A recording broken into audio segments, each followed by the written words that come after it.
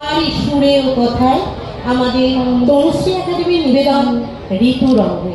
কণ্ঠসঙ্গীতে আহিলি মালাকার লাহিড়ী, সুদত্তা পাল, মিতা ঘোষ, ভাস্বতী চক্রবর্তী, বৈশাখী।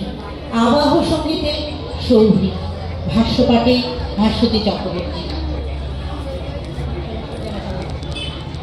নমস্কার। রূপ রং বৈচিত্র্যে ভরা আমাদের রূপসী বাংলা ঋতুতে ঋতুতে সে তার রূপের পসরা সাজিয়ে আমাদের মুগ্ধ করে চলে বর্ষব্যাপী।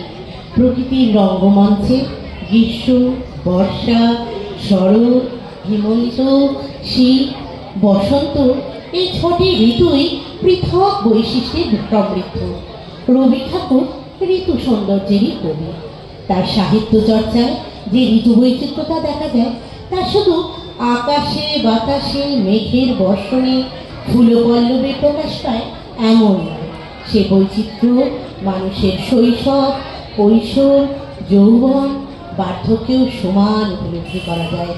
কবির ভাষায় সব বয়সেরই একটা কাল আছে।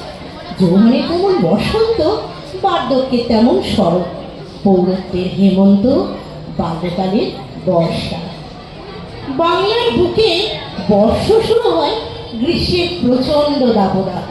গ্রীষ্মের প্রকাশ পায় রুক্ষতায়, শুষ্কতায়, রিক্ততায়। মানুষের অষ্টাগত প্রাণে হাহাকারকে সাক্ষী রেখে ধরণী যেন বৈরাগ্যের উত্তরীয় রং ধারণ করে। তবে এই সময় প্রকৃতি অকৃপণ হাতে নানান রকম ফুল ও ফলের সম্ভারে ভরিয়ে তোলে।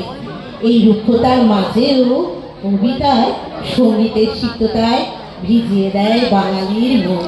তাই আমরা অকপটে বলতেই পারি, এসো হে বৈশাখ, এসো এসো।